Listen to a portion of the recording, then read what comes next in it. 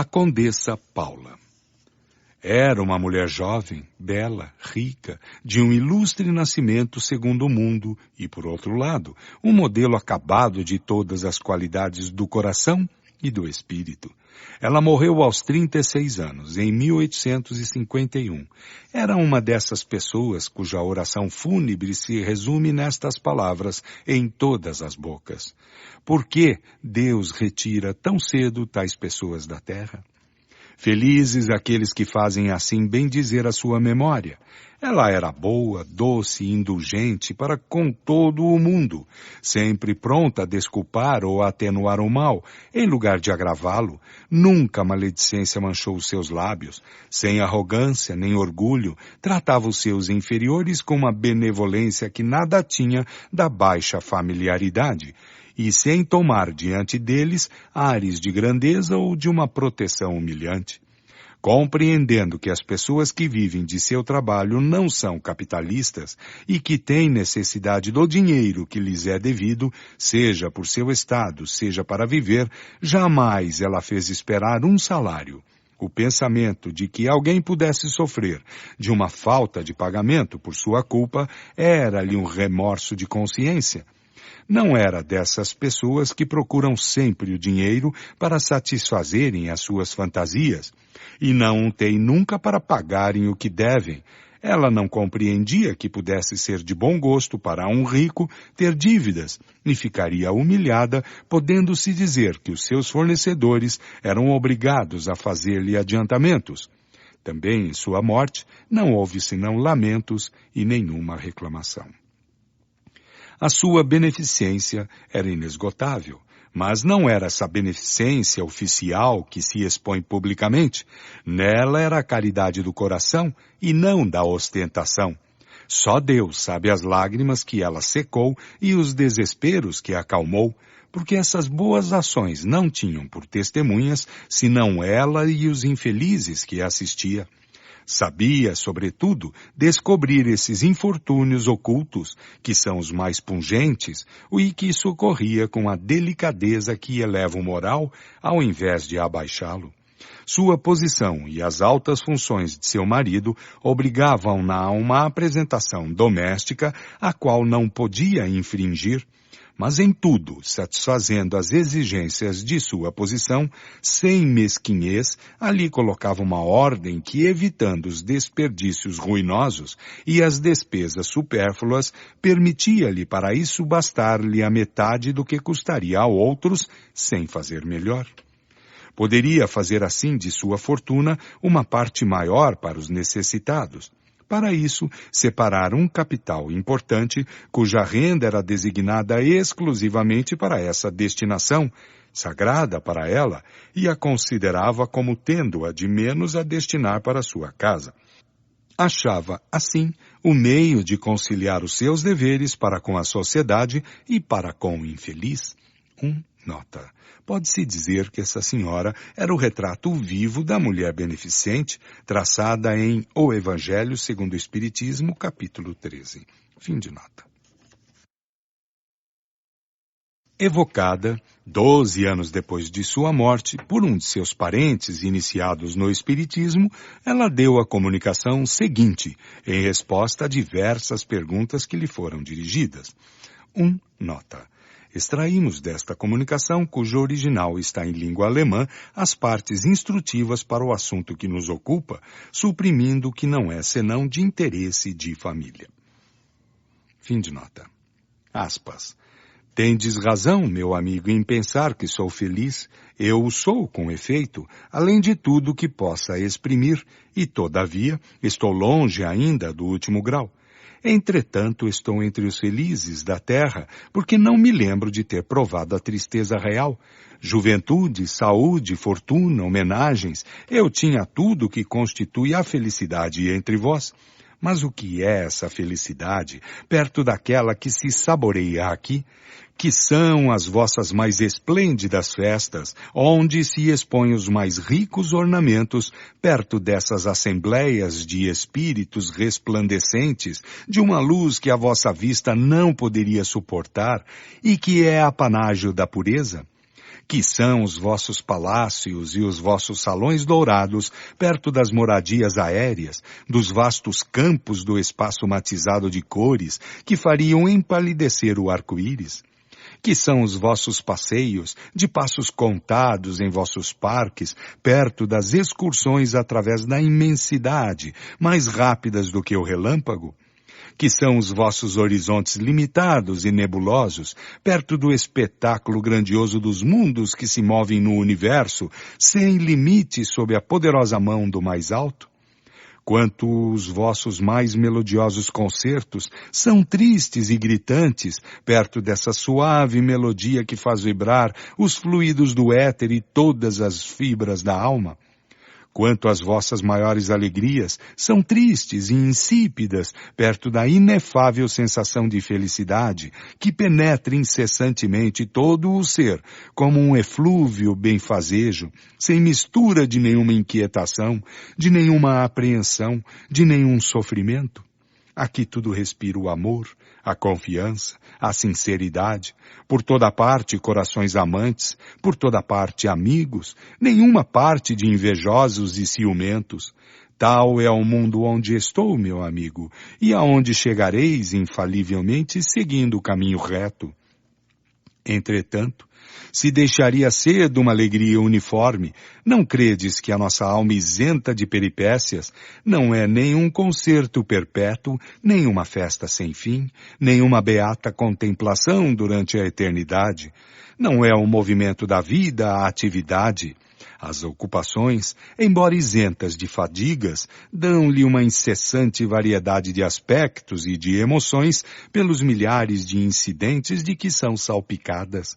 Cada um tem a sua missão a cumprir, os seus protegidos a assistir, amigos da terra para visitar, mecanismos da natureza a dirigir, almas sofredoras para consolar. Se vai ou vem, não de uma rua a outra, mas de um mundo ao outro, reúne-se ou separa-se para se reunir em seguida, reúne-se num lugar, comunica-se o que se fez, felicita-se pelos sucessos alcançados, combina-se, assiste-se reciprocamente nos casos difíceis. Enfim, asseguro-vos que ninguém tem tempo de se aborrecer um segundo. Neste momento, a Terra é o nosso grande objeto de preocupação. Que movimento entre os espíritos, que numerosas cortes afluem para concorrer em sua transformação. Dir-se-ia uma multidão de trabalhadores ocupados em desbravar uma floresta sob a condução de chefes experimentados. Uns abatem as velhas árvores com o machado, arrancam as profundas raízes, outros desentulhando, estes lavrando e semeando, aquele edificando a nova cidade sobre as ruínas carcomidas do velho mundo. Durante esse tempo, os chefes se reúnem, formam conselhos e enviam mensageiros para darem ordens em todas as direções. A terra deve estar regenerada num tempo dado. É necessário que os desígnios da providência se cumpram. Por isso, cada um está na obra. Não credes que eu seja simples espectadora desse grande trabalho. Teria vergonha de ficar inativa enquanto todo o mundo se ocupa. Uma missão importante me está confiada e esforço-me por cumpri-la com o melhor de mim. Não foi sem lutas que cheguei à posição que ocupo na vida espiritual. Crede bem que a minha última existência, por meritória que vos pareça, não bastou para isso. Durante várias existências, passei por provas de trabalho e de miséria que escolhi voluntariamente para fortificar e depurar a minha alma. Tive a felicidade de sair vitoriosa delas, mas restava-me uma a provar, a mais perigosa de todas, a da fortuna e do bem-estar material, de um bem-estar sem mistura de amargor. Aí estava o perigo. Antes de tentá-la, quis me sentir bastante forte para não sucumbir. Deus levou em conta as minhas boas intenções e deu-me a graça de sustentar-me. Muitos outros espíritos, seduzidos pelas aparências, apressam-se em escolhê-la. Muito fracos, para afrontarem o perigo, as seduções triunfam de sua inexperiência. Trabalhadores, estive em vossas fileiras. Eu, a nobre senhora, como vós, já ganhei o meu pão com o suor de minha fronte, experimentei provações, sofri intempéries, e foi o que desenvolveu as forças viris de minha alma. Sem isso, provavelmente teria sido mal sucedida na minha última prova, o que me arrojaria bem longe para trás. Como eu, tereis também ao vosso turno a prova da fortuna, mas não vos apresseis impedi-la muito cedo. E vós, que sois ricos, tendes sempre presente no pensamento que a verdadeira fortuna, a fortuna imperecível, não está na terra. E compreendei a que preço podereis merecer os benefícios do Todo-Poderoso. Paula, na terra, condessa de reticências. Fecha aspas. Jean Reynaud, Sociedade Espírita de Paris, Comunicação Espontânea. Meus amigos, como esta nova vida é magnífica, semelhante a uma torrente luminosa, ela arrasta em seu curso imenso as almas ébrias do infinito. Depois da ruptura de meus laços carnais, meus olhos abarcaram horizontes novos que me cercavam e gozaram das esplêndidas maravilhas do infinito. Passei das sombras da matéria para a aurora resplandecente que anuncia o Todo-Poderoso. Eu fui salvo, não pelo mérito de minhas obras, mas pelo conhecimento do princípio eterno que me fez evitar as manchas causadas pela ignorância à pobre humanidade. A minha morte foi abençoada. Os meus biógrafos julgaram-na prematuramente, os cegos. Lamentaram alguns escritos nascidos da poeira e não compreenderão quanto pouco de ruído que se fez ao redor de minha tumba silenciosa foi útil para a santa causa do Espiritismo. Minha obra estava terminada. Meus antecessores correram na liça. Eu atingir esse ponto culminante onde o homem dera o que tinha de melhor e onde não faz mais do que recomeçar. A minha morte reaviva a atenção dos letrados e a reconduz para minha obra capital, que toca a grande questão espírita que fingem desconhecer e que bem cedo os envolverá. Glória a Deus, ajudado pelos espíritos superiores que protegem a nova doutrina, vou ser um dos pioneiros que marcam o vosso caminho. Jean Reynaud. Paris, reunião de família, outra comunicação espontânea. O espírito responde sobre uma reflexão feita quanto à sua morte inesperada, numa idade pouco avançada e que surpreendeu muita gente. Aspas. Quem vos disse que a minha morte não foi um benefício para o espiritismo, para o seu futuro, para as suas consequências? Notaste, meu amigo, a marcha que segue o progresso, o caminho que toma a fé espírita? No início, Deus deu a todos as provas materiais, dança das mesas, pancadas e toda sorte de fenômenos. Foi para chamar a atenção, foi um preâmbulo engraçado. Aos homens são necessárias provas palpáveis para crerem. Agora é bem outra coisa. Depois dos fatos materiais, Deus fala à inteligência, ao bom senso, à fria razão. Não são mais as habilidades, mas coisas racionais, que devem convencer e mesmo reunir os incrédulos, os mais obstinados. E não é ainda senão o começo. Tomai bem nota do que vos digo, toda uma série de fatos inteligentes e irrefutáveis vão se seguir, e o número dos adeptos da fé espírita, já tão grande, ainda vai aumentar. Deus vai ligar-se às inteligências de elite, às sumidades do espírito, do talento e do saber, e isso vai ser um raio luminoso que se difundirá sobre toda a terra como um fluido magnético irresistível e impelirá os mais recalcitrantes à procura do infinito, ao estudo dessa admirável ciência que nos ensina máximas tão sublimes. Todos irão se agrupar ao vosso redor e, fazendo a abstração do diploma de gênio que lhes foi dado, vão se tornar humildes e pequenos para aprenderem e para se convencerem.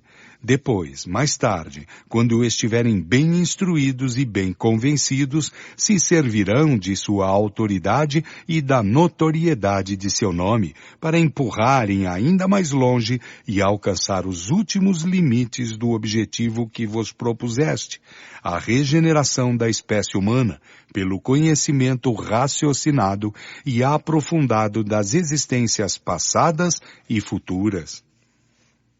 Eis a minha sincera opinião sobre o estado atual do Espiritismo.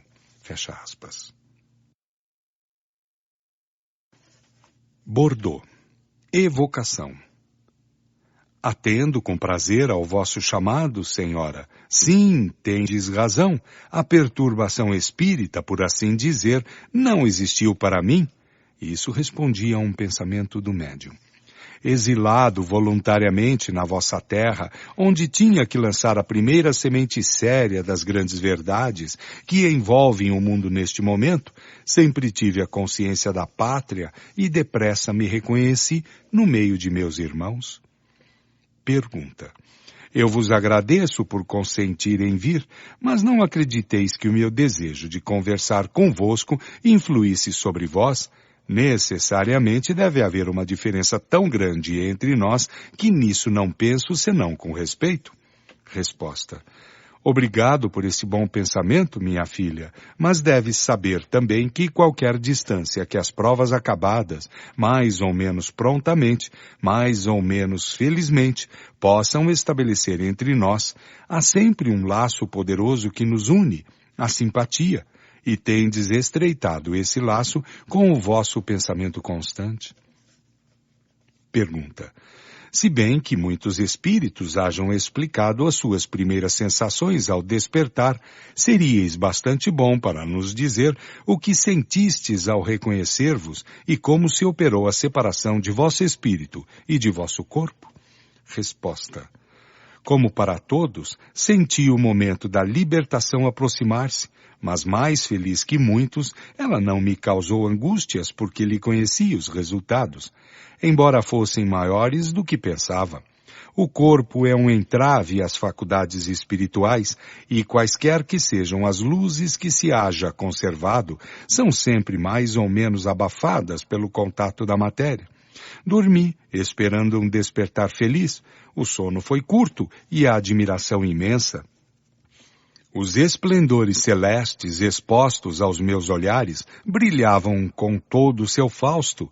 A minha visão maravilhada mergulhava na imensidade desses mundos, cuja existência e habitabilidade eu afirmara.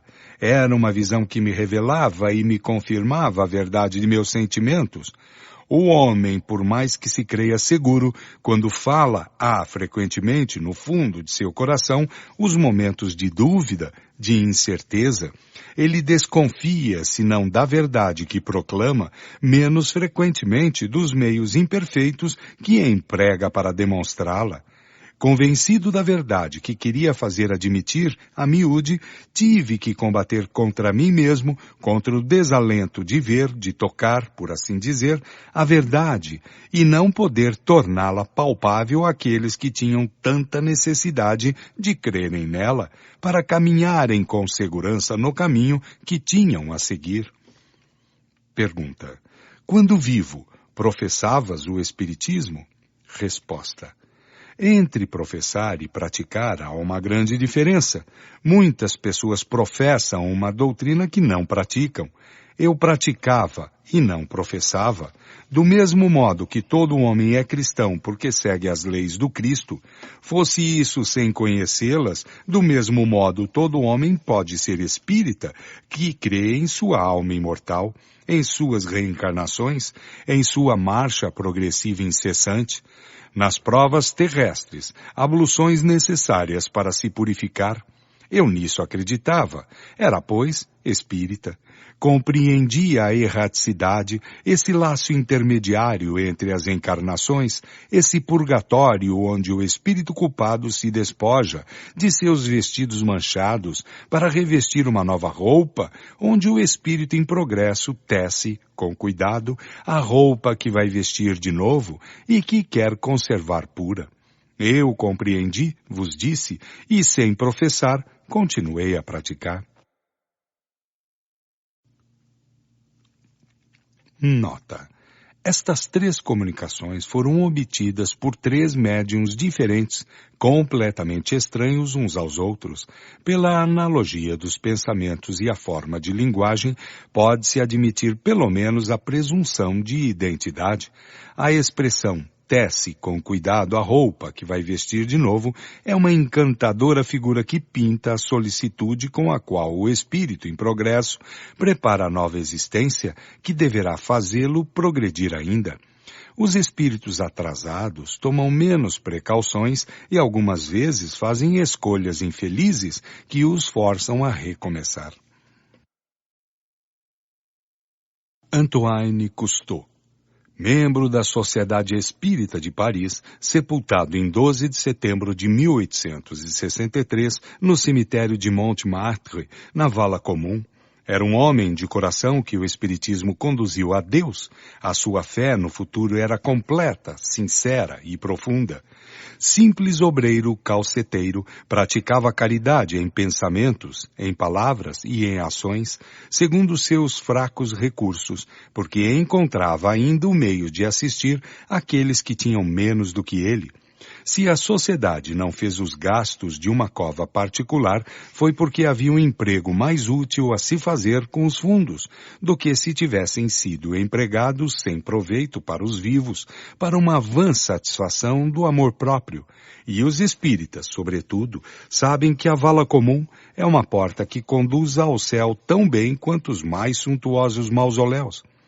O Sr. Canut, secretário da sociedade, outrora profundo materialista, pronunciou sobre a sua tumba a locução seguinte. Aspas. Caro irmão Cousteau, há apenas alguns anos, muito dentre nós, e o confesso, eu sendo o primeiro, não teríamos visto diante desta tumba aberta senão o fim das misérias humanas. E depois, o nada, o horrível nada, quer dizer, nada de alma por merecer ou expiar e, consequentemente, nada de Deus para recompensar, castigar ou perdoar. Hoje, graças à nossa divina doutrina, aí vemos o fim das provas. E para vós, caro irmão, de quem entregamos à terra o despojo mortal, o triunfo de vossos labores e o começo das recompensas que mereceram a vossa coragem, a vossa resignação, a vossa caridade, em uma palavra, as vossas virtudes e, acima de tudo, a glorificação de um Deus sábio, todo-poderoso, justo e bom. Levai, pois, caro irmão, as nossas ações de graça aos pés do Eterno, que quis dissipar, ao nosso redor, as trevas do erro e da incredulidade, porque ainda há pouco tempo teríamos dito nesta circunstância a fronte triste e o desalento no coração. Adeus, amigo, para sempre.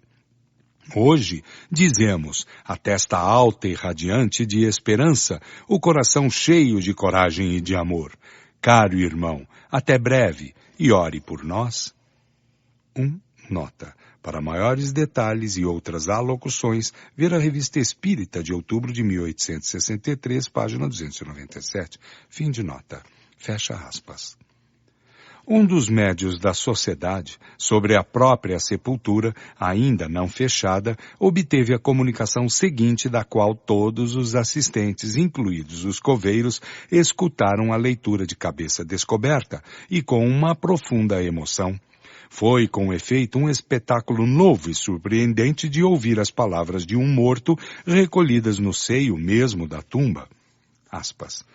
Obrigado, amigos, obrigado. A minha tumba não está ainda fechada e, todavia, um segundo mais e a terra vai recobrir os meus restos. Mas vós o sabeis, sob essa poeira minha alma não será enterrada. Ela vai planar no espaço para subir a Deus. Também, como é consolador poder dizer-se ainda, apesar do envoltório destruído, não, eu não estou morto, vivo a verdadeira vida, a vida eterna. O acompanhamento do pobre não é seguido por um grande número. Orgulhosas manifestações não ocorrem em sua tumba.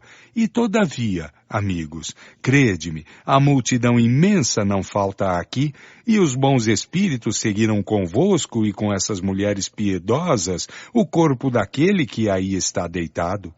Todos, ao menos, credes e amais o bom Deus. Oh, certamente não. Não morremos porque o nosso corpo se destrói, mulher bem-amada. E doravante estarei sempre perto de ti para te consolar e te ajudar a suportar a prova. Ela será rude para ti, a vida, mas com a ideia da eternidade e do amor de Deus cheio teu coração, como teus sofrimentos ser-te-ão tão leves. Parentes que cercais a minha bem-amada companheira, amai-a, respeitai-a, sede para ela irmãos e irmãs. Não ouvideis que vos deveis toda a assistência na terra, se desejais entrar na morada do Senhor. E vós, espíritas, irmãos, amigos, obrigado por terem vindo dizer-me adeus até esta morada de pó e de lama. Mas sabei, vós sabeis bem que a minha alma vive imortal e que algumas vezes irá pedir preces que não me serão recusadas para ajudar-me a caminhar nesta via magnífica que me abristes durante a minha vida. Adeus a todos que estais aqui, poderemos nos rever alhures, se não sobre esta tumba. As almas me chamam ao seu encontro. Adeus, orai por aqueles que sofrem. Até breve. Cousteau. Fecha aspas. 3 dias mais tarde, o espírito do Sr. Cousteau, evocado em um grupo particular, ditou o que se segue, por intermédio de um outro médium. Aspas. A morte é a vida, não faço senão repetir o que foi dito, mas para vós não há outra expressão que esta, apesar do que dizem os materialistas, aqueles que querem permanecer cegos. Oh, meus amigos, que mais bela aparição na terra que há de ver flutuar as bandeiras do Espiritismo, ciência imensa da qual tendes apenas as primeiras letras, que claridades ela traz aos homens de boa vontade, aqueles que quebraram as cadeias terríveis do orgulho para hastearem bem alto as suas crenças em Deus. Orai, humanos, agradecei-lhe por todos esses benefícios, pobre humanidade, se lhe fora dado compreender. Mas não, ainda não chegou o tempo em que a misericórdia do Senhor deverá se estender sobre todos os homens, a fim de que eles reconheçam as suas vontades e a elas se submetam. Será pelos teus raios luminosos, ciência bendita, que eles ali chegarão e a compreenderão. Será o teu calor benfazejo que virão reaquecer os seus corações ao fogo divino que dá a fé e as consolações. Será sob os teus raios vivificantes que o Senhor e o obreiro virão se confundir e não serão senão um, porque compreenderão esta caridade fraternal pregada pelo divino Messias. Ó meus irmãos, pensai na felicidade imensa que tendes por serdes os primeiros iniciados na obra regeneradora. Honra a vós, meus amigos, continuai e, como eu, um dia, vindo para a pátria dos espíritos, direis, a morte é a vida, ou antes, é um sonho, uma espécie de pesadelo que dura o espaço de 1 minuto e de onde se sai para se ver cercado de amigos que vos felicitam e estão felizes por lhes estender os braços. Minha felicidade foi tão grande que não podia compreender como Deus me concedia tantas graças por ter feito tão pouco. Parecia-me sonhar, e como algumas vezes ocorreu-me sonhar que estava morto, tive medo um instante de ser obrigado a retornar a esse infeliz corpo, mas não tardei a dar-me conta da realidade e agradeci a Deus. Eu bendisse o Senhor que tão bem soubera despertar em mim os deveres do homem que pensa na vida futura. Sim, eu o bendizia e lhe agradecia, porque o livro dos Espíritos despertara em minha alma o impulso de amor pelo meu Criador. Obrigado, meus bons amigos, por me atraírem para vós. dizei aos nossos irmãos que frequentemente estou em companhia de nosso amigo Sansão. Até breve, coragem, a vitória vos espera, felizes aqueles que tomaram parte no combate. Fecha aspas. Desde então, o Sr. Cousteau manifestou-se frequentemente, seja na sociedade, seja em outras reuniões, onde sempre deu provas dessa elevação de pensamentos que caracteriza os espíritos avançados. Senhorita Emma. 1. Nota. Senhorita Emma Livry. Fim de nota. Jovem morta em consequência de um acidente causado pelo fogo e depois de cruéis sofrimentos. Alguém se tinha proposto pedir a sua evocação na Sociedade Espírita de Paris, quando ela, espontaneamente, se apresentou no dia 31 de julho de 1863, pouco tempo depois de sua morte. Aspas. Eis-me, pois, ainda no teatro do mundo, eu que me acreditava mergulhada para sempre no meu véu de inocência e de juventude. O fogo da terra salvou-me do fogo do inferno. Assim eu pensava em minha fé católica, e se ousasse entrever o esplendor do paraíso, minha alma tremente se refugiria na expiação do purgatório e pediria, sofreria, choraria. Mas quem deu à minha fraqueza a força para suportar as minhas angústias? Quem, nas longas noites de insônia e febre dolorosa, se inclinava sobre o meu leito de mártir? Quem refrescava os meus lábios áridos? Éreis vós, meu anjo guardião, cuja branca auréola me cercava.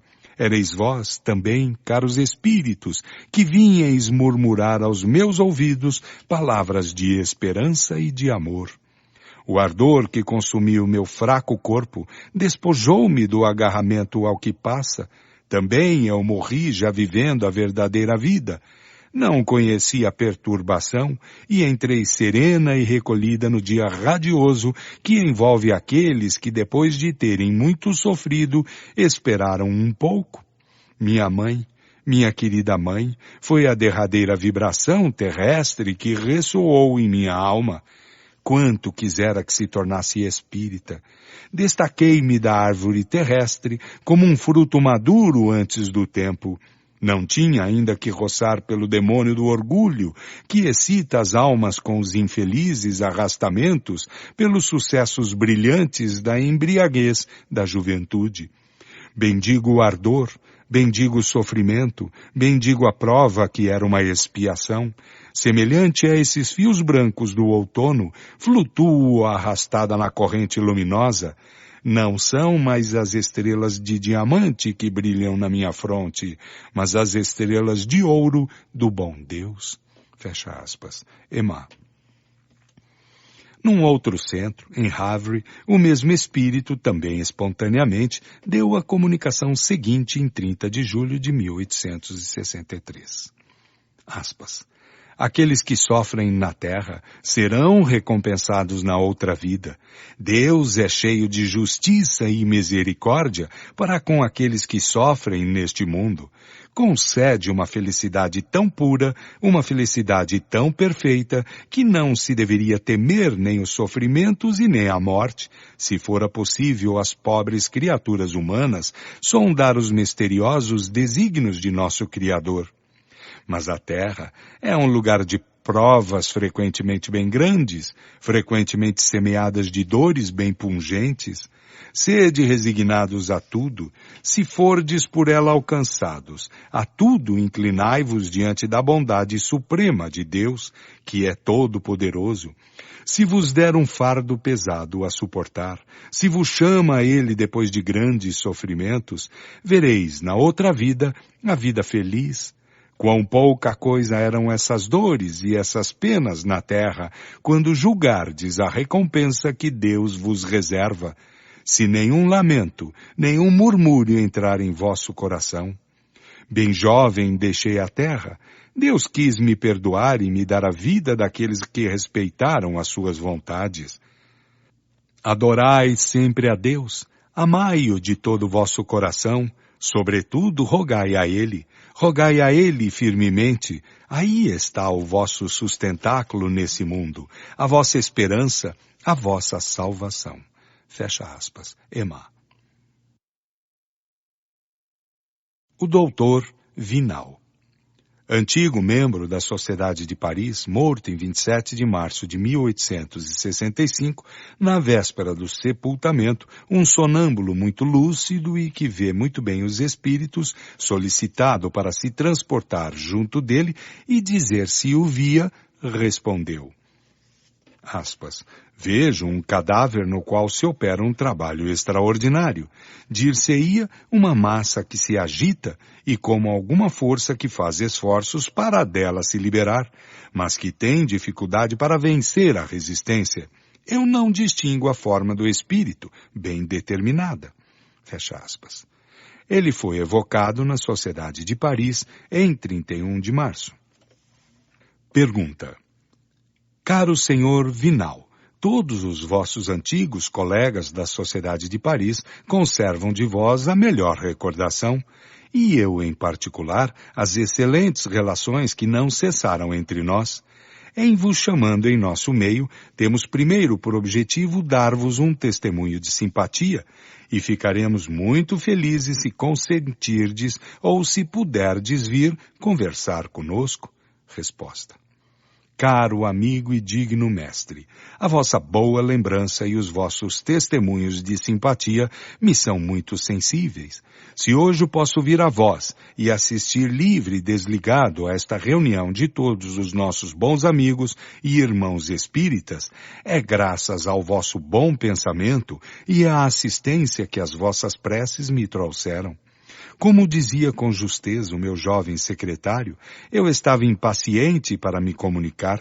Desde o começo desta noite, empreguei todas as minhas forças espirituais para dominar esse desejo. Vossas conversas e as graves questões que agitastes, em me interessando vivamente, tornaram a minha espera menos penosa. Perdoai, caro amigo, mas meu reconhecimento pedia para se manifestar. Pergunta.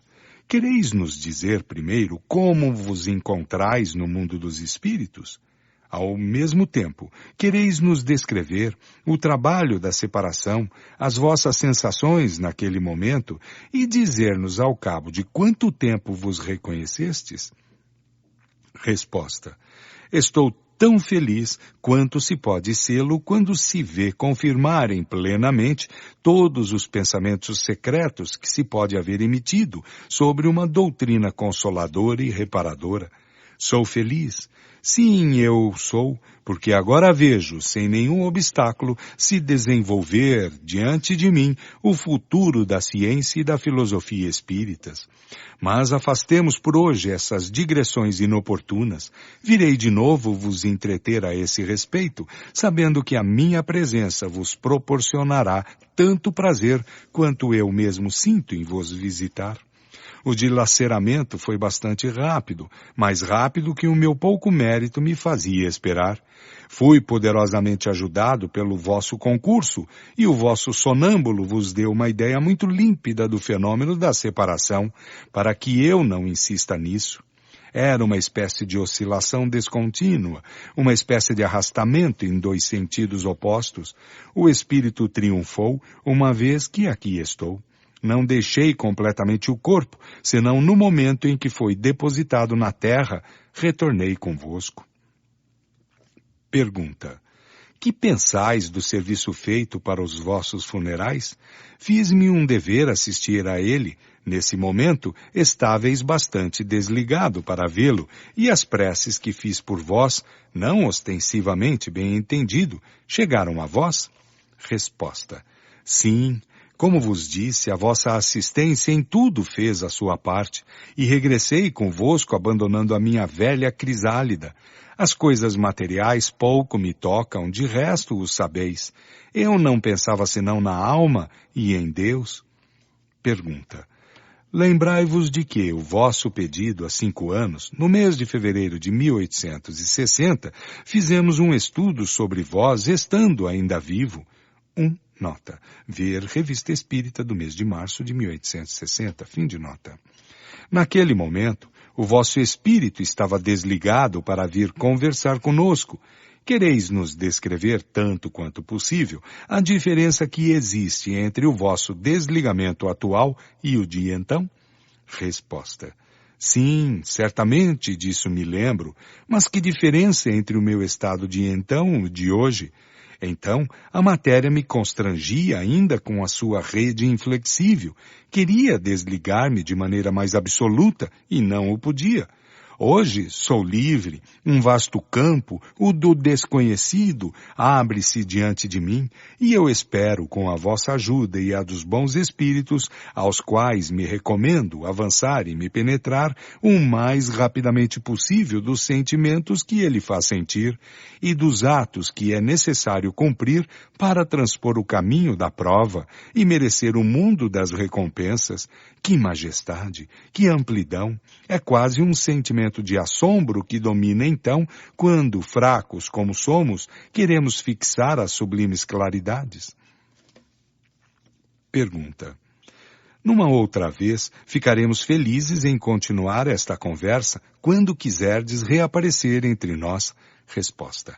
Respondi sucintamente, sem sequência, as vossas perguntas. Não exijais ainda mais do vosso fiel discípulo.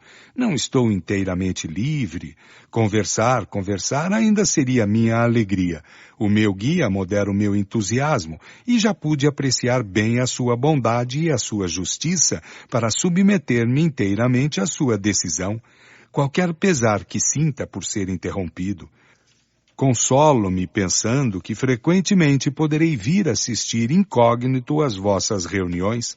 Algumas vezes vos falarei, eu vos amo e vos quero prová-lo, mas outros espíritos mais avançados que eu reclamam a prioridade e devo me apagar diante daqueles que consentiram ao meu espírito dar um livre vôo à torrente de pensamentos que havia acumulado.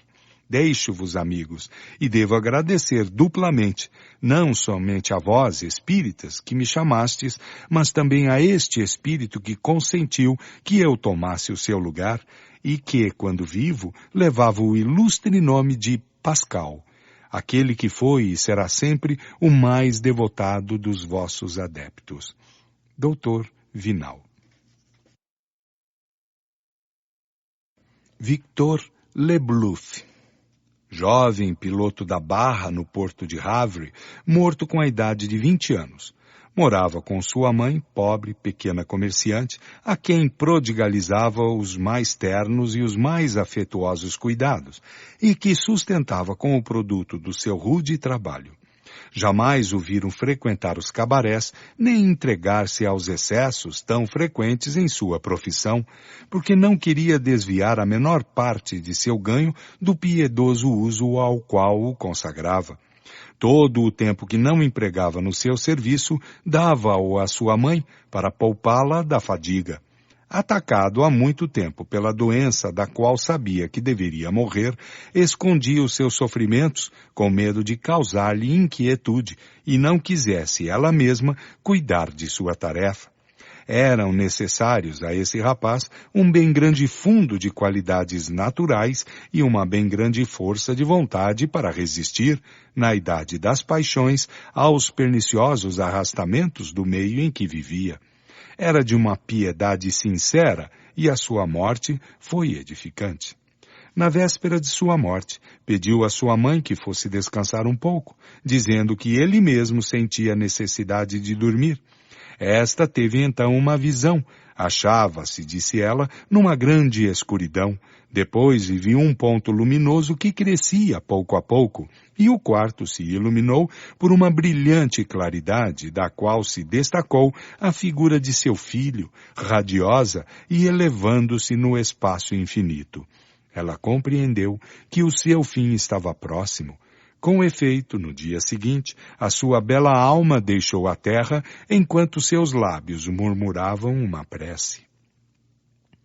Uma família espírita, que conhecia sua bela conduta e se interessava por sua mãe, que ficou só, teve a intenção de evocá-lo pouco tempo depois de sua morte, mas ele se manifestou espontaneamente pela comunicação seguinte. Aspas. Desejáveis saber o que sou agora? Bem feliz, bem feliz. Não conteis por nada os sofrimentos e as angústias, porque eles são a fonte de bênçãos e de felicidade além do túmulo, da felicidade. Não compreendeis o que esta palavra significa? Os felizes da terra estão tão longe daquilo que sentimos quando retornamos para o Senhor com uma consciência pura, com a confiança do servidor que cumpriu com o seu dever e que espera, cheio de alegria, a aprovação daquele que é tudo. Meus amigos, a vida é penosa e difícil, se não olhardes o fim. Mas eu vos digo, em verdade, quando vierdes entre nós, se a vossa vida foi segundo as leis de Deus, sereis recompensados além, bem além dos sofrimentos e dos méritos que credes haver conquistado para o céu.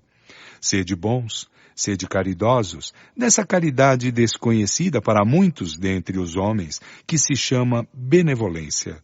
Sede prestativos aos vossos semelhantes, fazei para eles mais do que gostaríeis que se fizesse para vós mesmos, porque ignorais a miséria íntima e conheceis a vossa.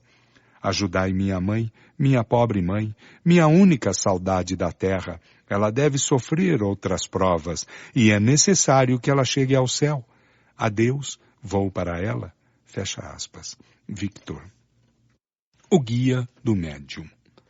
Os sofrimentos experimentados durante uma encarnação terrestre nem sempre são uma punição. Os espíritos que pela vontade de Deus vêm cumprir uma missão na Terra, como aquele que acaba de se comunicar convosco, ficam felizes por sofrerem os males que para outros são uma expiação. O sono os retempera junto do mais alto e dá-lhes a força de tudo suportarem para a sua maior glória.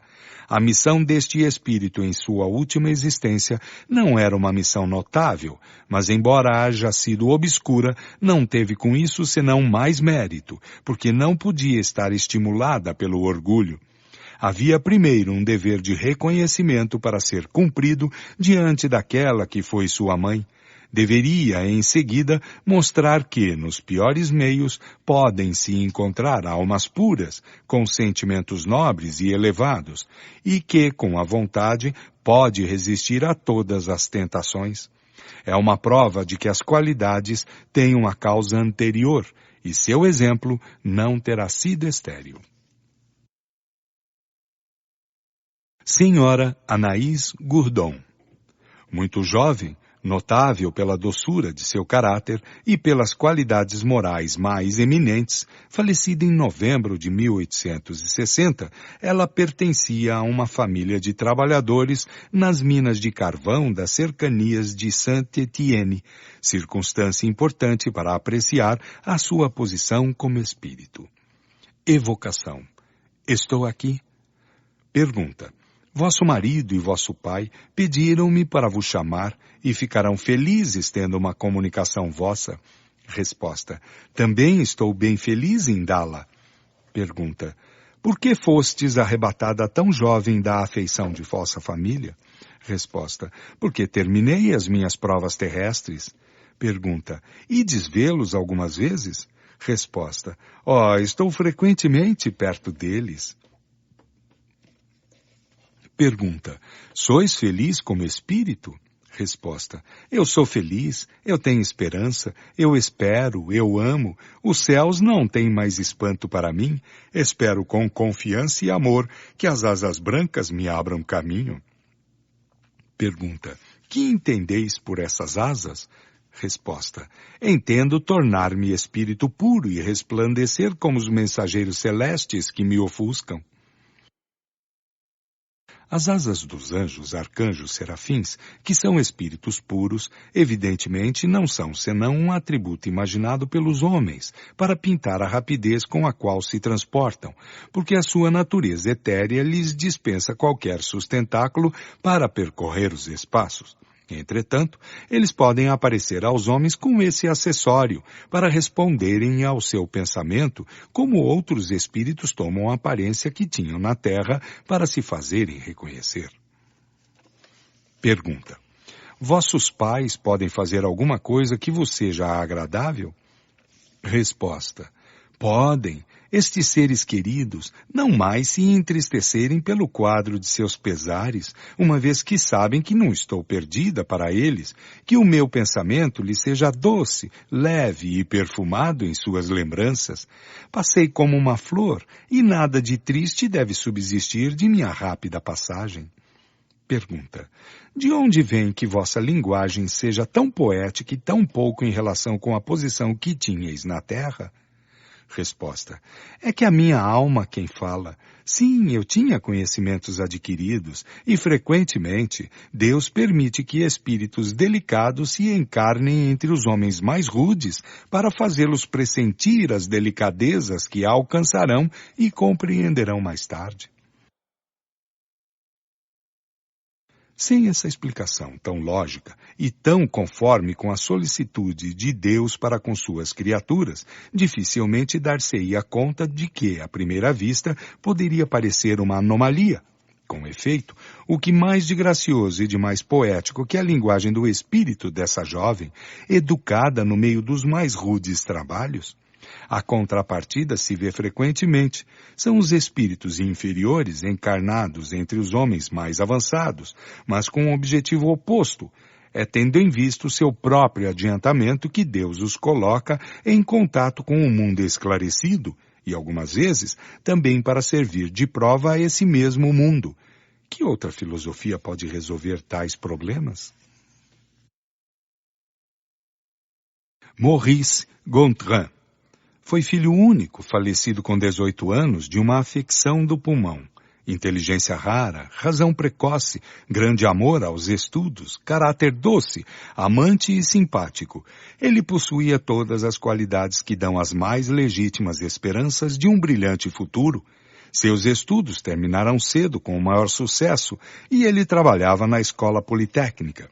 Para seus pais, sua morte foi a causa de uma dessas dores que deixam traços profundos, e tanto mais penosas quanto tenham sempre sido de uma santa delicadeza, atribuíam seu fim prematuro ao trabalho para o qual o impeliram e se repreendiam.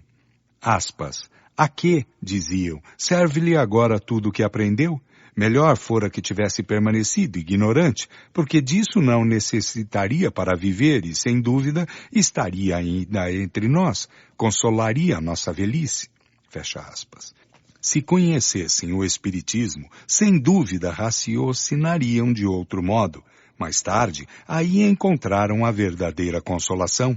A comunicação seguinte foi dada pelo filho a um de seus amigos, alguns meses depois de sua morte. Pergunta: meu caro Maurice, a terna afeição que tinheis por vossos pais faz com que eu não duvide do vosso desejo de levantar a sua coragem, se isso está no vosso poder. O desgosto, eu diria, o desespero em que a vossa morte os mergulhou, altera visivelmente sua saúde e lhes faz se desgostarem da vida. Algumas boas palavras vossas, sem dúvida, poderão fazer renascer neles a esperança. Resposta: meu velho amigo, esperava com impaciência a oportunidade que me ofereceis para me comunicar. A dor dos meus pais me aflige, porém, ela se acalmará quando tiverem a certeza de que não estou perdido para eles. É em convencê-los dessa verdade que deveis vos interessar, e a isso chegareis certamente. Era necessário esse acontecimento para levá-los a uma crença que fará sua felicidade, porque ela lhes impedirá de murmurarem contra os decretos da providência. Meu pai, vós o sabeis, era muito cético a respeito da vida futura. Deus permitiu que tivesse essa aflição para tirá-lo do seu erro. Nós nos reencontraremos aqui, neste mundo, onde não mais se conhecem os desgostos da vida, e onde os precedi, mas dizei-lhes bem que a satisfação de ali me reverem lhes será recusada como punição por sua falta de confiança na bondade de Deus. Ser-me-ia mesmo interditado, daqui até lá, comunicar-me com eles enquanto estiverem ainda na terra. O desespero é uma revolta contra a vontade do Todo-Poderoso e que sempre é punida pelo prolongamento da causa que levou a esse desespero, até que se esteja, enfim, submisso. O desespero é um verdadeiro suicídio, porque mina as forças do corpo, e aquele que abrevia os seus dias com os pensamentos de escapar mais cedo às opressões da dor, prepara para si as decepções mais cruéis. Ao contrário, é manter as forças do corpo para que é necessário trabalhar para suportar mais facilmente o peso das provas. Meus bons pais, é a vós que me dirijo. Desde que deixei o meu despojo mortal, não deixei de estar junto a vós, e mais frequentemente do que eu estava quando vivia na terra. Consolai-vos, pois, porque não estou morto, estou mais vivo do que vós. Só o meu corpo morreu, mas meu espírito vive sempre. Ele está livre, feliz, doravante ao abrigo das doenças, das enfermidades e da dor. Em lugar de vos afligir, regozijai-vos por me saberem no meio isento de cuidados e de receios, onde o coração é arrebatado por uma alegria pura e sem mescla. Ó, meus amigos, não lastimeis aqueles que morrem prematuramente. É uma graça que Deus lhes concede, poupando-lhes as tribulações da vida. Minha existência, desta vez, não deveria prolongar-se por mais tempo na terra. Eu tinha adquirido o que aí deveria adquirir, a fim de preparar-me para cumprir, mais tarde, uma missão mais importante. Se tivesse vivido por longos anos, sabeis a quais perigos, a quais seduções estaria exposto? Sabeis que se não estando ainda bastante forte para resistir, houvesse sucumbido, isso poderia ser para mim um atraso de vários séculos? Por que, pois, lamentais o que me é vantajoso? Uma dor inconsolável, neste caso, acusaria uma falta de fé e não poderia ser legitimada senão pela crença no nada. Oh, sim, são para se lamentar aqueles que têm essa crença desesperante, porque para eles não há consolação possível. Os seres queridos estão perdidos sem retorno. A tumba levou-lhes a última esperança. Pergunta: vossa morte foi dolorosa? Resposta: não, meu amigo, não sofri senão antes de morrer com a moléstia que me arrebatou, mas esse sofrimento diminuía à medida que o último momento se aproximava. Depois, uma luz, e dormi sem pensar na morte. Sonhei, um sonho delicioso, sonhava que estava curado, não sofria mais, respirava a plenos pulmões e com volúpia, um ar embalsamado e fortificante, era transportado através do espaço por uma força desconhecida. Uma luz brilhante resplandecia ao meu redor, mas sem cansar a minha visão. Vi meu avô, ele não tinha mais o rosto descarnado, mas um ar de frescor e de juventude. Estendeu-me os braços e apertou-me com efusão sobre seu coração. Uma multidão de outras pessoas, com semblantes risonhos, acompanhava-o. Todos me acolhiam com bondade e benevolência. Parecia-me reconhecê-las. Estava feliz por revê-las, e todos juntos trocamos palavras e testemunhos de amizade. Pois bem, o que eu acreditava ser um sonho era realidade. Não mais deveria despertar na terra. Eu estava desperto no mundo dos espíritos. Pergunta: a vossa moléstia fora causada pela vossa muito grande assiduidade aos estudos? Resposta: oh, não, disso estejais bem persuadidos. O tempo que deveria viver na terra estava marcado e nada poderia aí reter-me por mais tempo.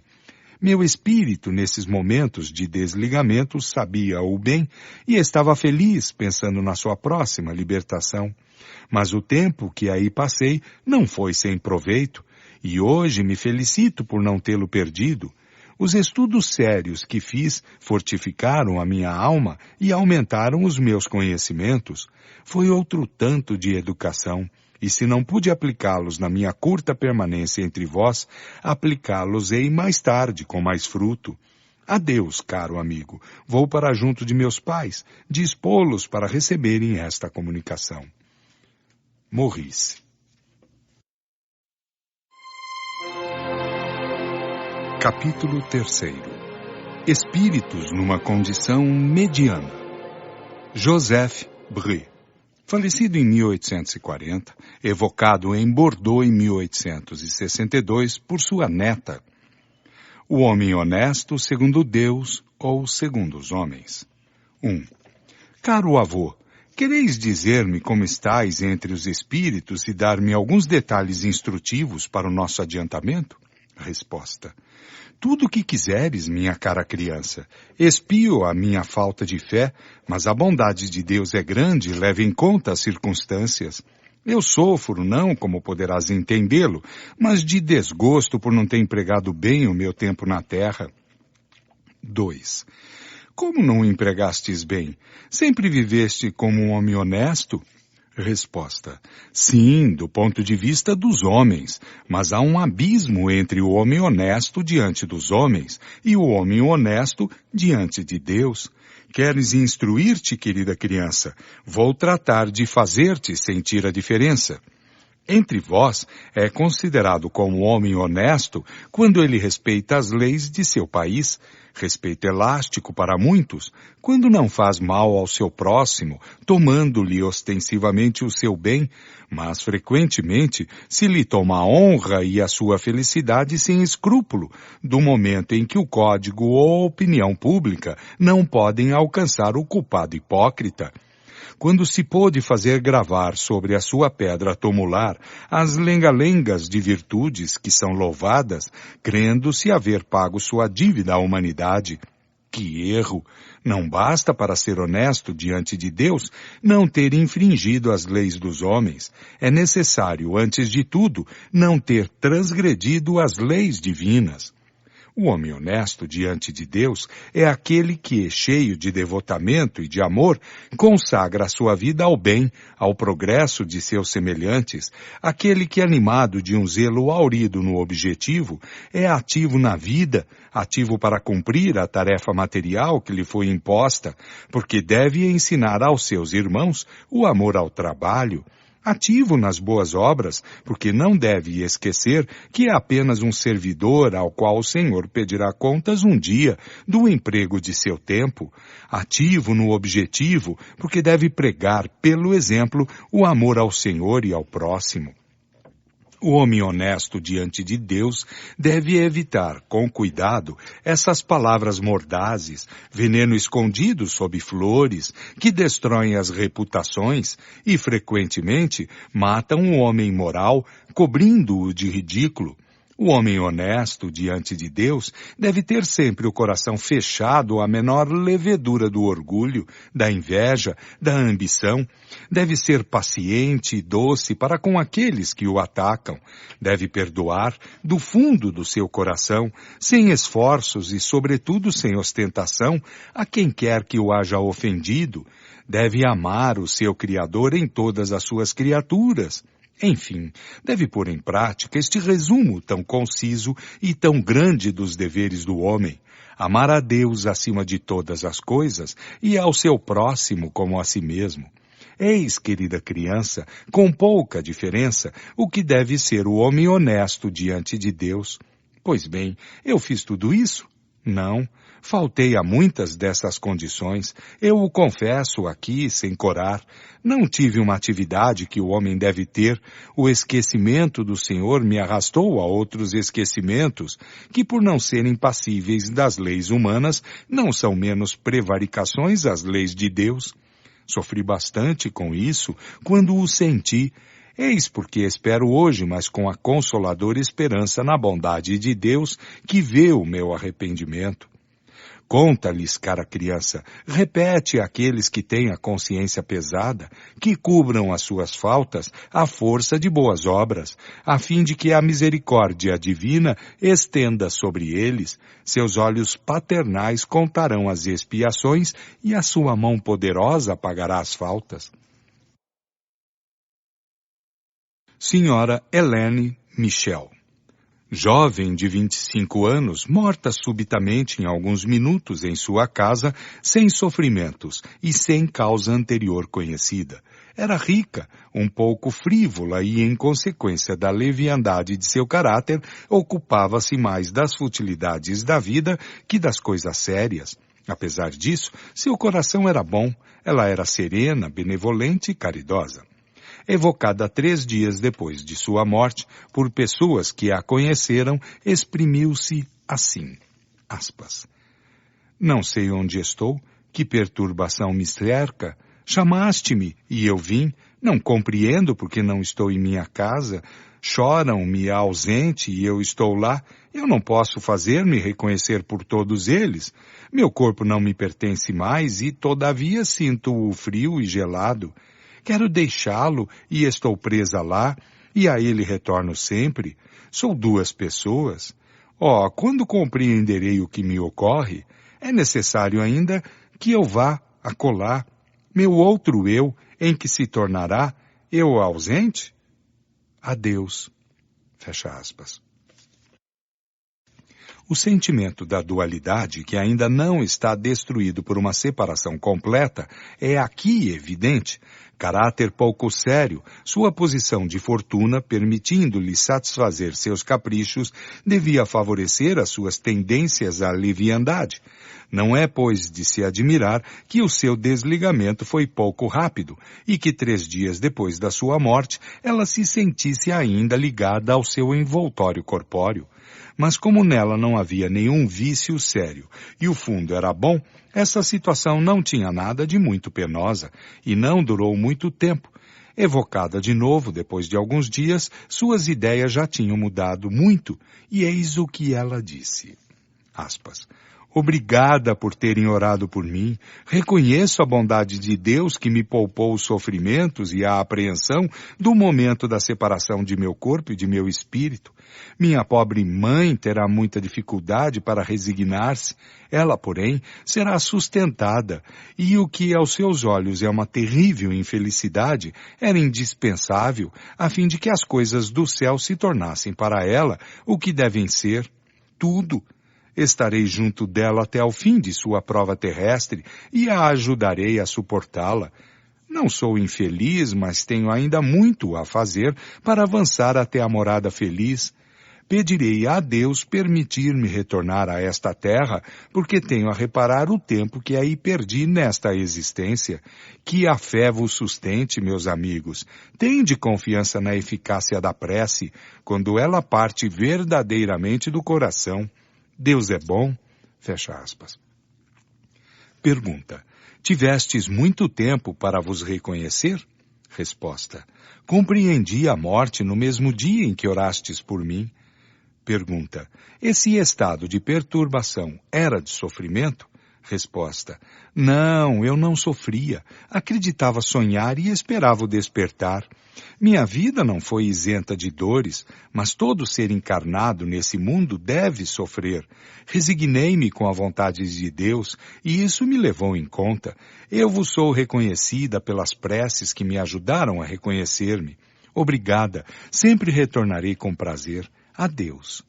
Helene. O Marquês de Saint-Pol, falecido em 1860, evocado a pedido de sua irmã, membro da Sociedade de Paris, em 16 de maio de 1861. 1. Evocação. Resposta. Aqui estou. 2. A senhora, vossa irmã, pediu-nos para vos evocar, embora seja médium, mas não está ainda bastante formada para estar bem segura de si mesma. Resposta. Tratarei de responder o melhor possível. 3. Ela deseja saber primeiro se sois feliz. Resposta. Estou errante e esse estado transitório nunca traz nem a felicidade, nem o castigo absoluto. 4. Tivestes muito tempo para vos reconhecer? Resposta. Permaneci muito tempo na perturbação e dela não saí senão para bendizer a piedade daqueles que não me esqueceram e oram por mim. Pergunta. Podeis avaliar a duração dessa perturbação? Resposta. Não. 5. Quais foram aqueles dos vossos parentes que reconhecestes primeiro? Resposta: reconheci minha mãe e meu pai, que ambos me receberam no despertar. Eles me iniciaram na vida nova. 6. De onde vem que no fim de vossa moléstia parecieis conversar com aqueles que tinhas amado na terra? Resposta: porque tive, antes de morrer, a revelação do mundo que iria habitar. Fui vidente antes de morrer, e meus olhos foram velados na separação definitiva do corpo, porque os laços carnais eram ainda muito vigorosos. 7. Como ocorreu que as vossas lembranças da infância pareciam vos retornar de preferência? Resposta: porque o começo está mais próximo do fim do que o meio da vida. Pergunta: como entendeis? Resposta: quer dizer que os agonizantes se lembram e veem, como numa miragem de consolação, os jovens e puros anos. Provavelmente é por um motivo semelhante que os velhos, à medida que se aproximam do fim da vida, algumas vezes, têm uma lembrança tão precisa dos menores detalhes de seus primeiros anos. 8. Por que, falando de vosso corpo, faláveis sempre na terceira pessoa? Resposta: porque eu era vidente e vos disse, e sentia nitidamente as diferenças que existem entre o físico e o moral. Essas diferenças, unidas entre si pelo fluido da vida, tornam-se bem acentuadas aos olhos dos moribundos clarividentes. Aí está uma particularidade singular que a morte desse senhor apresentou. Nos seus últimos momentos ele dizia sempre: ele tem sede, é necessário dar-lhe de beber. Ele tem frio, é preciso aquecê-lo. Ele sofre em tal lugar, etc. E quando se lhe dizia: mas sois vós que tendes sede, respondia: não, é ele. Aqui se desenham perfeitamente as duas existências. O eu pensante que está no espírito e não no corpo. O espírito, já em parte desligado, considerava o seu corpo como uma outra individualidade, que não era mais ele propriamente falando. Era, pois, ao seu corpo que era necessário dar de beber e não a ele, espírito. Este fenômeno se nota bastante entre certos sonâmbulos. 9. O que disseste do vosso estado errante e da duração da vossa perturbação levaria a crer que não sois muito feliz, e as vossas qualidades, no entanto, deveriam fazer supor o contrário. Há, aliás, espíritos errantes que são felizes, como há os infelizes.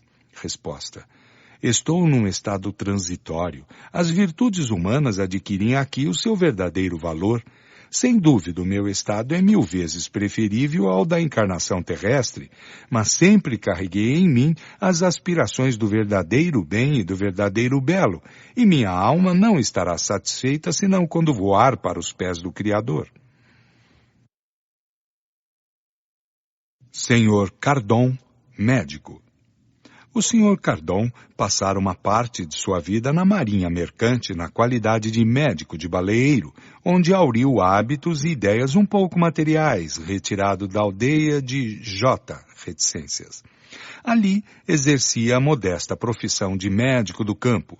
Havia algum tempo adquirira a certeza de que estava afetado de uma hipertrofia do coração, e sabendo que essa moléstia é incurável, o pensamento da morte mergulhou numa sombria melancolia, da qual nada podia distraí-lo. Em torno de 2 meses antes, predisse o seu fim, marcando o dia, quando se viu prestes a morrer, reuniu a sua família ao seu redor para dar-lhe o último adeus. Sua mulher, sua mãe, seus 3 filhos e os outros parentes estavam reunidos ao redor de seu leito. No momento em que sua mulher tentava erguê-lo, ele se abaixou, tornou-se um azul lívido, seus olhos se fecharam e foi julgado morto. Sua mulher colocou-se diante dele para esconder esse espetáculo de seus filhos. Depois de alguns minutos, ele reabriu os olhos. Seu rosto, por assim dizer, iluminado, tomou uma expressão de radiosa beatitude e exclamou: "Oh, meus filhos, quanto é belo, quanto é sublime! Oh, a morte! Que benefício, que coisa doce!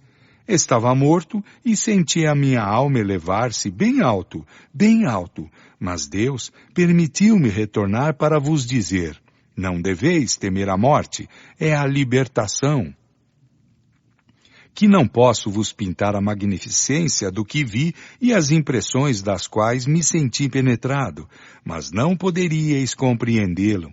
Ó meus filhos, conduzi-vos sempre de maneira a merecerem essa inefável felicidade, reservada aos homens de bem. Vivei segundo a caridade. Se tendes alguma coisa, dai uma parte dela àqueles a quem falta o necessário. Minha querida mulher, deixo-te numa posição que não é feliz. Devem-nos dinheiro, mas a isso te conjuro, não atormenteis aqueles que nos devem. Se estiverem em dificuldade, espera para que possam liquidar, e aqueles que não o puderem, fazei-lhes o sacrifício. Deus, por isso, recompensar-te-á. Tu, meu filho, trabalha para sustentar tua mãe, seja sempre um homem honesto e guarda-te de nada fazer que possa desonrar a nossa família. Toma esta cruz que vem de minha mãe, não a deixeis nunca, e que ela te lembre sempre os meus últimos conselhos. Meus filhos, ajudai-vos e sustentai-vos mutuamente, que a boa harmonia reine entre vós. Não sede nem vãos, nem orgulhosos. Perdoai aos vossos inimigos se quereis que Deus vos perdoe. Depois, tendo feito seus filhos se aproximarem, estendeu suas mãos para eles e acrescentou: Meus filhos, eu vos abençoo. E seus olhos se fecharam de vez para sempre, mas seu rosto conservou uma expressão tão imponente que até o momento de seu sepultamento, uma numerosa multidão veio contemplá-lo com admiração.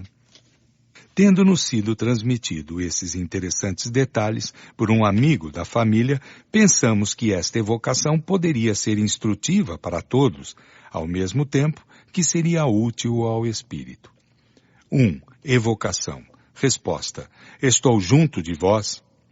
2. Relataram-nos os vossos últimos instantes que nos arrebataram de admiração. Poderíeis ser bastante bom para nos descrever melhor do que não o fizestes, o que vistes no intervalo do que poderíamos chamar vossas duas mortes? Resposta: o que vi, poderíeis compreendê-lo? Não o sei, porque não poderia encontrar expressões capazes de tornar compreensível o que pude ver durante alguns instantes em que me foi possível deixar os meus despojos mortais. 3. Deste-vos conta de onde estivestes? Foi longe da Terra, num outro planeta ou no espaço? Resposta: o espírito não conhece o valor das distâncias tais como as considerais. Transportado por não sei qual agente maravilhoso, vi o esplendor de um céu como só nos sonhos poderia realizá-lo. Esse curso através do infinito é feito tão rapidamente que não posso precisar os instantes empregados pelo meu espírito. 4. Atualmente, gozais de felicidade que entrevistes? Resposta: não, eu bem que gostaria de poder gozá-la, mas Deus não pode me recompensar assim. Muito frequentemente estive revoltado com os pensamentos benignos que meu coração ditava, e a morte me parecia uma injustiça. Médico incrédulo, aurira na arte de curar uma aversão contra a segunda natureza, que é o nosso movimento inteligente, divino. A imortalidade da alma era uma ficção própria para seduzir as naturezas pouco elevadas. Todavia, o vazio me apavorava, porque maldisse muitas vezes esse agente misterioso que fere sempre e sempre. A filosofia me perdera, sem me fazer compreender toda a grandeza do Eterno, que sabe repartir a dor e a alegria para o ensinamento da humanidade. 5. Quando de vossa morte verdadeira vos reconheceste logo? Resposta: não, reconheci-me durante a transição a que meu espírito sujeitou-se para percorrer os lugares etéreos, mas depois da morte real, não. Foram necessários alguns dias para o meu despertar.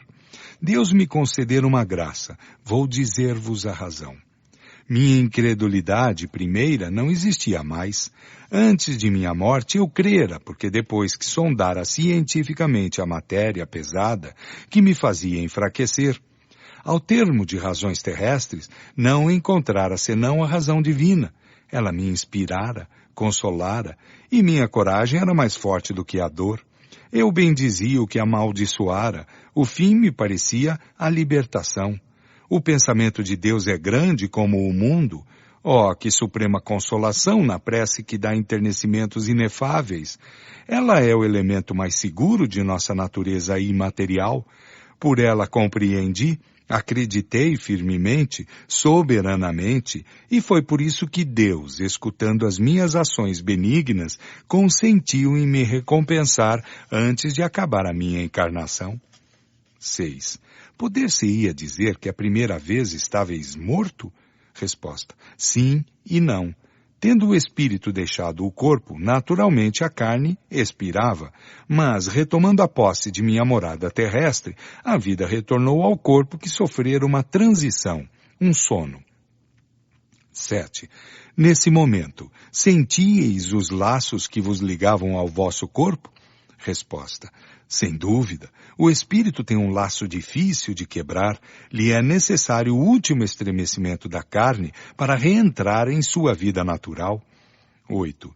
Como ocorre que quando da vossa morte aparente e durante alguns minutos, o vosso espírito pôde se desligar instantaneamente sem perturbação, ao passo que a morte real foi seguida de uma perturbação de vários dias? Parece que no primeiro caso, os laços entre a alma e o corpo subsistindo mais que no segundo, o desligamento deveria ser mais lento, e foi ao contrário o que ocorreu. Resposta: frequentemente, fizestes evocação de um espírito encarnado e dele recebestes respostas reais. Eu estava na posição desse espírito. Deus me chamou e seus servidores me disseram: vinde. Eu obedeci e agradeci a Deus pela graça especial que me consentiu fazer-me. Pude ver o infinito e sua grandeza, e dele me dei conta. Obrigado a vós, que antes da morte real, me permitistes ensinar aos meus para que eles tenham boas e justas encarnações. 9. De onde provinham as belas e boas palavras que, quando do vosso retorno à vida, endereçastes à vossa família?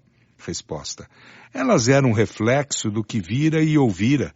Os bons espíritos inspiravam a minha voz e animavam o meu rosto. 10. Que impressão credes que a vossa revelação fez sobre os assistentes e sobre os vossos filhos em particular?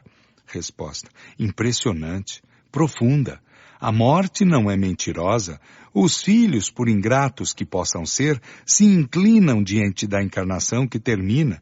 Se pudesse esquadrinhar o coração dos filhos, junto de uma tumba entreaberta, não se sentiria bater senão sentimentos verdadeiros, tocados profundamente pela mão secreta dos espíritos que dizem a todos os pensamentos: tremei se estáis na dúvida, a morte é a reparação, a justiça de Deus, e vos asseguro, apesar dos incrédulos, meus amigos, e minha família creram nas palavras que a minha voz pronunciou antes de morrer. Eu era intérprete de um outro mundo. 11. Dissestes que não gozais da felicidade que vislumbrastes. É que sois infeliz? Resposta: não, uma vez que acreditava antes de morrer, e isso em minha alma e consciência. A dor constrange nesse mundo, mas reabilita para o futuro espírita. Notai que Deus soube dar-me conta de minhas preces e de minha crença absoluta nele. Estou na rota da perfeição e chegarei ao objetivo que me foi permitido entrever. Orai, meus amigos, por esse mundo invisível que preside aos vossos destinos. Essa permuta fraternal é a caridade, é uma alavanca poderosa que põe em comunicação os espíritos de todos os mundos. 12. Gostaríeis de dirigir algumas palavras à vossa mulher e aos vossos filhos? Resposta: peço a todos os meus crerem em Deus poderoso, justo, imutável, na prece que consola e alivia, na caridade que é o ato mais puro da encarnação humana, que se lembrem que se pode dar pouco, o óbolo do pobre é o mais meritório diante de Deus, que sabe que um pobre dá muito em dando pouco.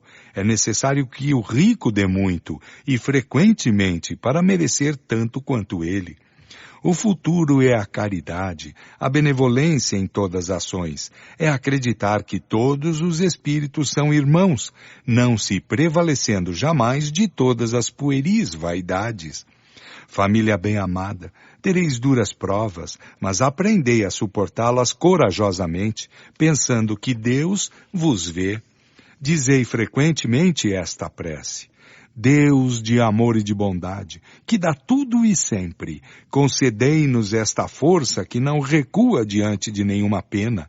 Tornai-nos bons, doces e caridosos, pequenos pela fortuna, grandes pelo coração. Que o nosso espírito seja espírita na terra, para melhor vos compreender e vos amar. Que o vosso nome, ó meu Deus, emblema de liberdade, seja o objetivo consolador de todos os oprimidos, de todos aqueles que têm necessidade de amar, de perdoar e de crer. Cardon. Eric Stanislas. Comunicação Espontânea, Sociedade de Paris, agosto de 1863. Quanto as emoções vivamente sentidas por corações calorosos nos proporcionam de felicidade. Ó doces pensamentos que vindes abrir um caminho de salvação a todo aquele que vive, a todo aquele que respira material e espiritualmente, que o vosso bálsamo salvador não cesse de se derramar em grandes flocos sobre vós e sobre nós. Que expressões escolher para traduzir a felicidade que sentem todos os vossos irmãos de além-túmulo na contemplação do puro amor que vos une a todos. Ai, irmãos, quanto bem por toda parte, quantos doces pensamentos elevados e simples como vós, como a vossa doutrina, estáis chamados a semear na longa rota que tendes ainda a percorrer. Mas também, quanto tudo isso vos será tributado antes mesmo do momento em que vós a isso teríeis direito. A tudo assisti esta noite, escutei, ouvi, compreendi, e vou poder também, a meu turno, cumprir o meu dever de instruir a classe dos espíritos imperfeitos. Escutai, estou longe de ser feliz, mergulhado na imensidade do infinito, os meus sofrimentos eram tanto mais vivos que não podia dar-me deles uma conta exata. Deus seja bendito, permitiu-me vir num santuário que não podem impunemente transpor os maus. Amigos, quanto vos sou reconhecido, quanto auri de forças entre vós. Ó homens de bem, reuni-vos frequentemente, instruí porque não podeis suspeitar o quanto trazem de frutos todas as reuniões sérias que tendes entre vós. Os espíritos que têm ainda muitas coisas para aprender, aqueles que permanecem voluntariamente inativos, preguiçosos e esquecidos de seus deveres, podem se encontrar, seja por uma circunstância fortuita, seja de outro modo entre vós, feridos por um choque terrível, eles podem, e é o que ocorre com frequência, inclinar-se sobre eles mesmos, reconhecer-se, entrever o objetivo e alcançar, e fortes pelo exemplo que lhes dais, procurar os meios que podem fazê-los sair do estado penoso em que se encontram. Eu me torno, com uma bem grande felicidade, o intérprete das almas sofredoras, porque é aos homens de coração que me dirijo, e sei não ser repelido. Recebei, pois, mais uma vez, ó homens generosos, a expressão do meu reconhecimento particular, e o de todos os nossos amigos a quem fizestes, talvez sem disso suspeitar, tanto bem. Eric Stanislas. O guia do médium. Meus filhos, é um espírito que foi muito infeliz porque esteve por muito tempo perdido. Agora compreendeu seus erros, está arrependido e, enfim, voltou seus olhos para Deus que havia desconhecido. Sua posição não é de felicidade, mas ele a isto aspira e não sofre mais. Deus permitiu-lhe vir escutar, depois ir para uma esfera inferior e instruir e fazer avançar os espíritos que, como ele, transgrediram as leis do Eterno. É a reparação que lhe é pedida. Doravante, conquistará a felicidade porque dela tem a vontade. Senhora Ana Belleville. Jovem mulher morta aos 35 anos, depois de uma longa e cruel doença, viva e espiritual, dotada de uma rara inteligência, de uma grande retidão de julgamento e de eminentes qualidades morais, esposa e mãe de família devotada, tinha, por outro lado, uma força de caráter pouco comum e um espírito fecundo em recursos que não a pegava, jamais desprovida, nas circunstâncias mais críticas da vida. Sem rancor para com aqueles dos quais ela tinha o mais a se lamentar, estava sempre pronta a lhes prestar serviço quando possível. Intimamente ligada com ela há muitos anos, pudemos seguir todas as fases de sua existência e todas as peripécias de seu fim. Um acidente provocou a terrível doença que deveria levá-la e que a reteve 3 anos no leito, sujeita aos mais atrozes sofrimentos que suportou até ao último momento com uma coragem heróica, e no meio dos quais a sua alegria não a abandonou. Ela acreditava firmemente na alma e na vida futura, mas se preocupava muito pouco com isso. Todos os seus pensamentos se dirigiam para a vida presente, a qual se agarrava muito, sem entretanto ter medo da morte, e sem procurar os gozos materiais, porque a sua vida era muito simples e passava sem dificuldade daquilo que não podia se proporcionar. Mas tinha instintivamente o gosto do bem e do belo, que sabia levar até nas menores coisas. Queria viver menos por ela que por seus filhos, aos quais sentia que era necessária. Foi por isso que se agarrou à vida. Conhecia o Espiritismo sem o ter estudado a fundo. E interessava-se por ele e, entretanto, não chegou a fixar os seus pensamentos no futuro. Era-lhe uma ideia verdadeira, mas que não deixava nenhuma impressão profunda no seu espírito. O que ela fazia de bem era o resultado de um movimento natural, espontâneo e não inspirado pelo pensamento de uma recompensa ou penas futuras. Já há muito tempo seu estado era desesperador e se esperava um momento ou outro vê-la partir. Ela própria não se iludia. Um dia, que o seu marido estava ausente, sentiu-se desfalecer e compreendeu que sua hora chegara. Sua visão estava velada, a perturbação a invadia, e ela experimentava todas as angústias da separação. Entretanto, custava-lhe morrer antes do retorno de seu marido. Fazendo sobre ela um supremo esforço, disse consigo mesma: "Não, eu não quero morrer." Sentiu então a vida renascer em si e recobrou o pleno uso de suas faculdades. Quando seu marido retornou, disse-lhe: "Eu ia morrer, mas quis esperar que estivesses perto de mim, porque tenho ainda várias recomendações a te fazer." A luta entre a vida e a morte se prolongou assim durante 3 meses, que não foram senão uma longa e dolorosa agonia. Evocação no dia seguinte ao de sua morte. Meus bons amigos, obrigada por se ocuparem de mim. De resto, fostes para mim como bons pais. Pois bem, regozijai-vos, eu sou feliz. Tranquilizai meu pobre marido e velai sobre meus filhos. Fui para junto deles logo em seguida.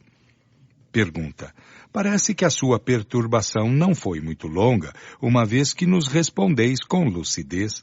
Resposta: meus amigos, eu sofri tanto, e sabeis que sofri com resignação? Pois bem, minha prova terminou. Dizeis que estou completamente desligada. Não, mas não sofro mais, e é para mim um grande alívio. Por esta vez estou bem radicalmente curada.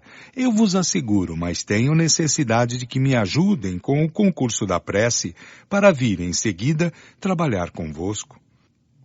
Pergunta: qual pode ser a causa de vossos longos sofrimentos? Resposta: passado terrível, meu amigo. Pergunta: podeis dizer-nos qual foi esse passado? Resposta: oh, deixai-me esquecer um pouco. Eu o paguei tão caro. 1 mês depois de sua morte. Pergunta: Agora que deveis estar mais completamente desligada e que vos reconheceis melhor, ficaríamos muito felizes tendo convosco uma conversa mais explícita. Poderíeis dizer-nos qual foi a causa de vossa longa agonia? Por que estivesseis durante 3 meses entre a vida e a morte? Resposta. Obrigada, meus bons amigos, pela lembrança e por vossas boas preces. Quanto elas me são salutares e quanto contribuíram para o meu desligamento. Ainda tenho necessidade de ser sustentada. Continuai a orar por mim. Compreendeis a prece, vós. Não são fórmulas banais que dizeis, como tantos outros que não se dão conta do efeito que produz uma boa prece. Sofri muito, mas meus sofrimentos me são largamente contados e me é permitido estar frequentemente junto de meus queridos filhos, que deixei com tantas amarguras. Eu mesma prolonguei os meus sofrimentos, o meu ardente desejo de viver para meus filhos fazia com que me aferrasse, de alguma sorte, à matéria, e, contrariamente aos outros, obstinava-me e não queria abandonar esse infeliz corpo com o qual era necessário romper e que, entretanto, para mim, era um instrumento de tantas torturas. Eis a verdadeira causa de minha longa agonia. Minha doença, os sofrimentos que suportei, expiação do passado, uma dívida a mais a pagar. Ai de mim, meus bons amigos, se vos escutara, que mudança na minha vida presente, que abrandamento teria sentido nos últimos instantes, e quanto essa separação seria mais fácil se, em lugar de contrariá-la, me entregasse com confiança à bondade de Deus, a corrente que me arrastava. Mas em lugar de considerar o futuro que me esperava, eu não via senão o presente que ia deixar. Quando retornar à terra, serei espírita, eu vos asseguro. Que ciência imensa! Assisto às vossas reuniões muito frequentemente e às instruções que vos são dadas. Se pudera compreender quando estava na terra, meus sofrimentos seriam bem abrandados, mas não era chegada a hora. Hoje, compreendo a bondade de Deus e a sua justiça, mas não sou ainda muito avançada para não mais me ocupar com as coisas da vida. Meus filhos, sobretudo, a ela me prendem ainda, não mais para mimá-los, mas para velar por eles e tratar que sigam a rota que o Espiritismo traça neste momento. Sim, meus bons amigos, ainda tenho graves preocupações. Uma, sobretudo, porque o futuro de meus filhos dela depende. Pergunta. Podeis nos dar algumas explicações sobre o passado que deplorais? Resposta. Ai de mim, meus bons amigos, estou pronta para confessar-me. Desconheci o sofrimento, vi minha mãe sofrer sem dela ter piedade, tratei-a de doente imaginária, nunca tendo-a visto acamada, supunha que ela não sofria e ria de seus sofrimentos. Eis como Deus pune. 6 meses depois de sua morte. Pergunta. Agora que um tempo bastante longo decorreu, desde que deixaste o vosso envoltório terrestre, quereis nos descrever a vossa situação e as vossas ocupações no mundo dos espíritos? Resposta. Durante a minha vida terrestre, eu era o que se chama, de um modo geral, uma boa pessoa. Mas antes de tudo gostava de meu bem-estar, compassiva por natureza, talvez não fora capaz de um sacrifício penoso para aliviar um infortúnio. Hoje tudo está mudado. Sou sempre eu, mas o eu de antigamente sofreu modificações. Eu ganhei com elas.